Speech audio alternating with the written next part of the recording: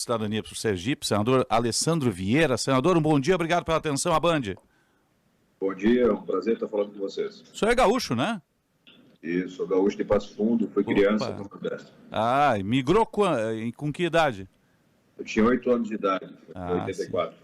E direto para o Sergipe? Direto para Sergipe, passei pouquíssimo tempo em Alagoas e depois Sergipe. Tá certo. Agora, vamos avaliar a situação. Foi o relatório possível? Como é que o senhor avalia o trabalho da CPI nesse momento? O relatório, ele atende bem aquilo que é mais importante, que é a tipificação do crime de epidemia. É o fato mais grave que nós identificamos, que consiste no retardo na compra de vacinas, na falta de comunicação adequada para esclarecer o brasileiro dos riscos da doença. Isso está bem configurado e está no centro do relatório. Os demais pontos podem merecer, em algum momento, críticas ou necessidade de maiores apurações. Essa talvez seja a maior diferença que eu tenho de entendimento com relação ao relatório. Eu sugeriria que vários dos fatos que ele já indiciou fossem objeto de maiores investigações. Mas isso não vai gerar nenhum tipo de prejuízo para o resultado final e eu acho que a CPI cumpriu um papel importante para o Brasil. Senador, o senhor acredita que realmente o que a CPI está propondo no relatório vai avançar, que o Ministério Público vá denunciar e que isso se transforme em processo?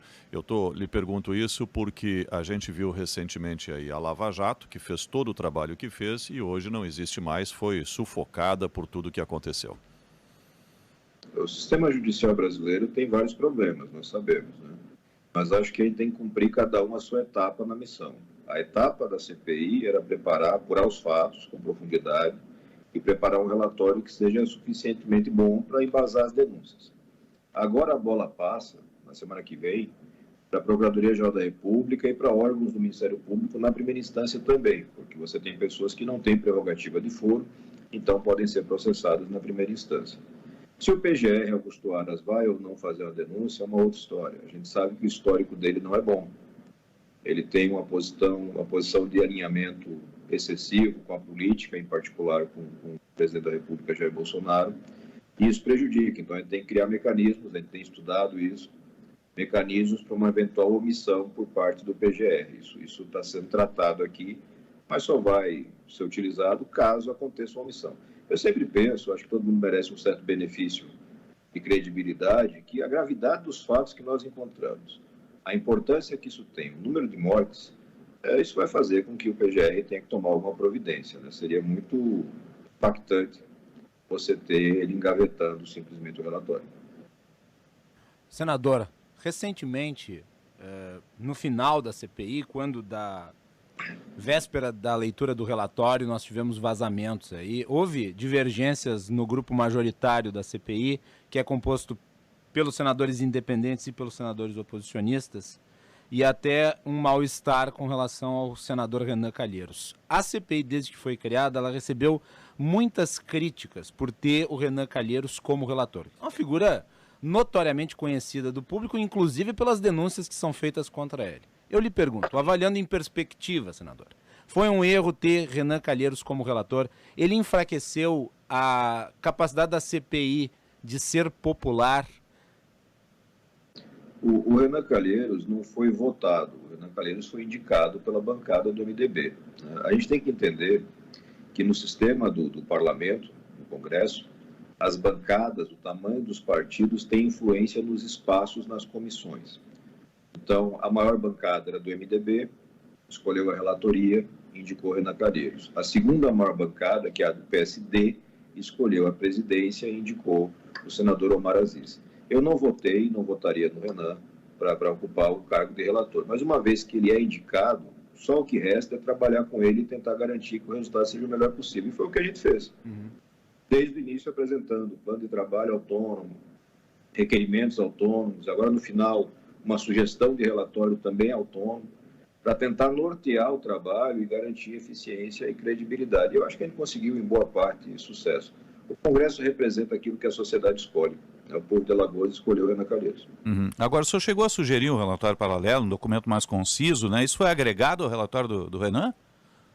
Ele tem uma escolha feita por ele de um formato muito mais longo, né? Acho que alguma coisa em torno de 1.400 páginas, 1.300 páginas.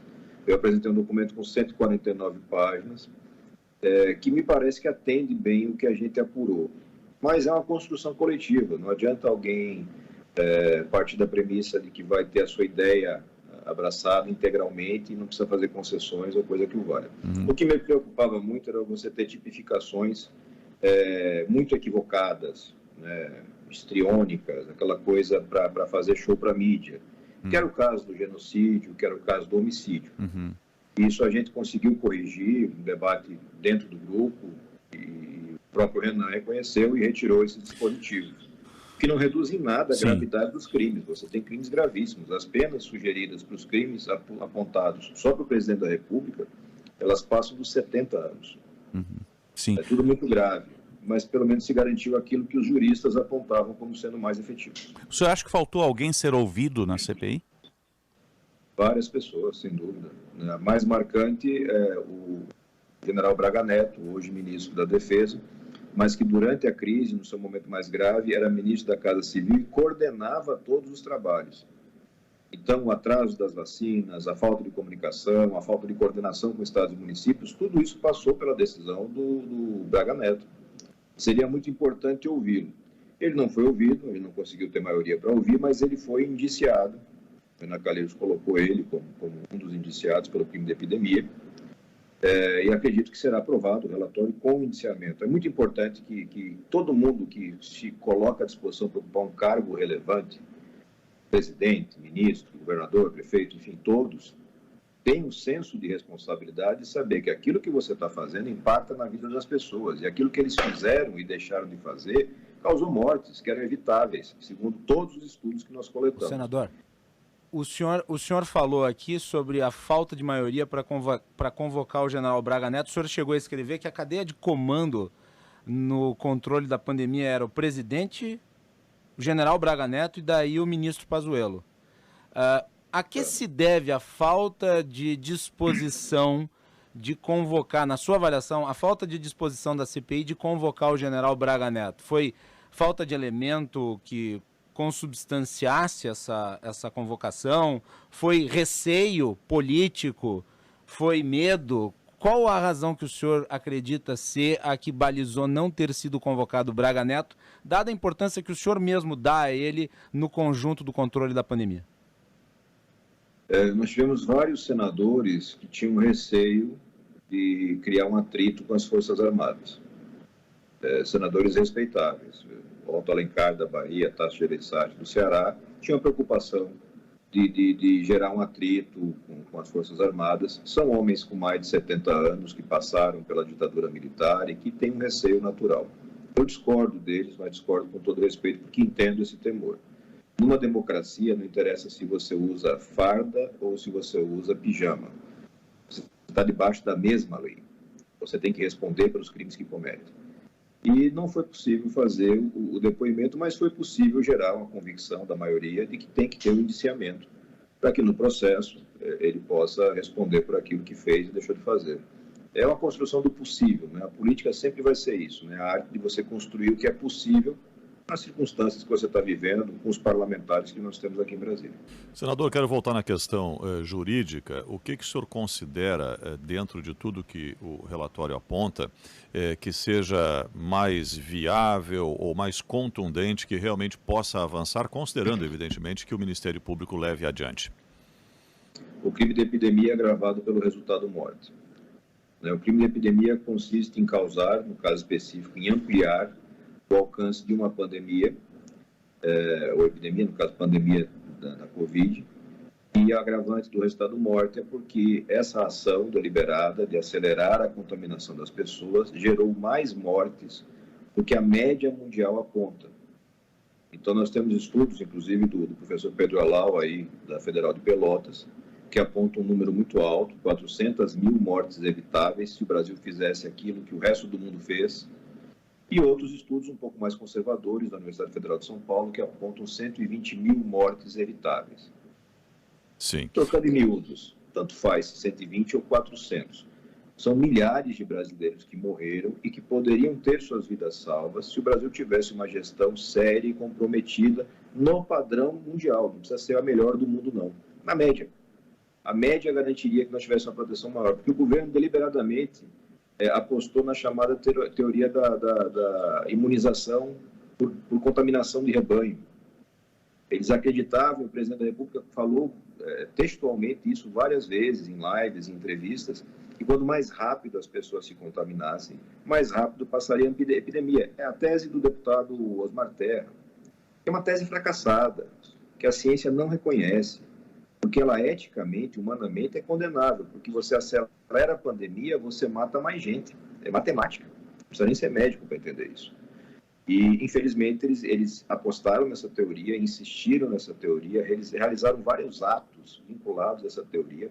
Para vocês terem uma ideia, o plano de imunização do ano que vem só saiu depois que a gente aprovou a terceira convocação do ministro Queiroga. Eles não tinham programação divulgada para 2022, eles fingem que vai sumir o vírus vai embora. Na Europa, você já está tendo uma retomada de contaminações, porque parou o uso de máscara, porque uma faixa da população se recusa a fazer a vacinação. Eles estão voltando a ter surtos na Europa e em algumas localidades dos Estados Unidos. Então, a gente tem que entender o desastre que nós estamos enfrentando, que é um desastre de um vírus, de uma doença que era desconhecida, mas ele não pode agravar esse desastre com incompetência, com má vontade e com politização. Só o que nós queremos é que o brasileiro seja bem protegido. Bom, ainda aprofundando um pouco essa questão do aspecto jurídico, a CPI fez a investigação, apresentou o relatório, considerando que avance, existem elementos materializados na investigação suficientes para uma condenação, seja do presidente da República ou de quem quer que esteja envolvido, porque quando cai lá na frente do juiz, precisa ter a materialização, a comprovação. Os elementos que estão no relatório, que a CPI apurou até agora, durante as investigações, são elementos suficientes para uma condenação? Eu não tenho dúvida que para esse crime central que eu descrevo, que é o crime de epidemia agravado pelo resultado morte, você tem provas suficientes. São documentos, são depoimentos que mostram que foi uma ação intencional. O governo acreditava, o presidente Jair Bolsonaro e alguns de seus assessores acreditavam que este era o caminho, acelerar a contaminação das pessoas, e adotaram medidas para que isso acontecesse, mesmo quando todo o resto do mundo, toda a ciência apontava no sentido contrário. Eu tento ser sempre muito justo e preciso no que eu falo. Em abril de 2020, você falar em cloroquina, enfim, tratamento precoce, fazia sentido, porque todo mundo estava tentando descobrir o que fazer. Mas um mês depois, no mais tardar em maio do ano passado, você já tinha clareza de que não funciona. Não reduz a internação, não previne a doença e gera uma falsa sensação de segurança e a pessoa vai e se contamina. Então, isso tudo era muito claro há muito tempo e o governo persistiu. O governo só fez a contratação mais acelerada de vacinas na virada do ano, início agora de 21, já pressionado pelo Congresso, pressionado pelo Supremo. A fase final, quando a gente consegue afastar os picaretas que queriam vender contratos fictícios de vacina, que queriam receber propina em venda de vacina, só acontece já com a comissão parlamentar de inquérito instaurada, que é abril desse ano. Quer dizer, é um governo que, infelizmente, trabalhou em favor da doença. E isso é grave demais para se fingir que não aconteceu. Senador, eu gostaria de fazer uma pergunta sobre procedimentos da CPI. Em muitas sessões, uma boa parte delas, os depoentes iam à CPI munidos de habeas corpus, que eram concedidos para eles terem o direito de não responderem os questionamentos. Claro, com base na ideia de que ninguém deve ser obrigado a produzir prova contra si mesmo. O senhor acredita que é hora de o Congresso Nacional se debruçar em alternativas, de modo a conceder às CPIs instrumentos investigatórios mais inteligentes do que a sistemática que está implementada na legislação agora? E o que o senhor avaliaria como necessário para aprimorar as formas de a CPI buscar informações relativas aos casos que investiga? O senhor que tem uma grande experiência, porque delegado de polícia também. É isso mesmo. Nós, inclusive, já apresentamos algumas propostas de melhoria na lei que rege as CPIs e no regimento interno aqui do Senado, para que você tenha melhores ferramentas. Ao mesmo tempo, a gente tem que ter uma equipe técnica já no parlamento qualificada para este trabalho, que é de investigação. E não é invenção da roda. A Constituição diz que o Legislativo tem duas funções básicas. Uma delas é legislar, é fazer leis, mas a outra é de fiscalizar os demais poderes, para garantir o equilíbrio democrático. E para conseguir fiscalizar, eu tenho que ter gente preparada para fazer isso. Então, essa situação do cidadão chegar para prestar um depoimento munido no habeas corpus é natural numa investigação quando você tem gente que envolve muito dinheiro. Né? Você tem gente que rica ou gente que representa a gente rica. Eles procuraram, e essa foi a CPI que teve o maior número de ações apresentadas perante o Supremo Tribunal Federal. Volume imenso. Mas se você está preparado para fazer o trabalho de interrogatório e coleta de evidências, é uma grande oportunidade para aquele cidadão estar ali, assistido pelo melhor advogado que o dinheiro pode pagar. Ele está com habeas corpus que o Supremo deu. E mesmo assim ele faz algumas afirmações ou revela alguns dados que são importantes para a investigação, isso é uma prova fortíssima. Isso é uma prova fortíssima.